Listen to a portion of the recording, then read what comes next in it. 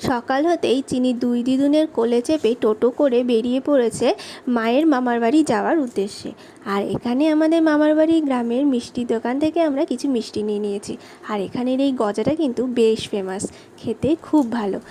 আর যেতে যেতেই চিনি ঘুমিয়ে পড়েছে। গ্রামের রাস্তায় চারপাশে এই পাটের সময় সবাই পাট শুকোতে দিয়েছে। আর এই যে আমরা পৌঁছে গেছি আমার মামার বাড়ি আর চিনিরও মামার বাড়ি। এখানে এসে তো চিনির সব নতুন মুখ দেখে খুব কান্নাকাটি, কারোর কোলে যাবে না। এরপর খাওয়া দাওয়া শেষে যখন সবাই বসে আছি তখন চিনি পেয়েছে নতুন একটা খেলা।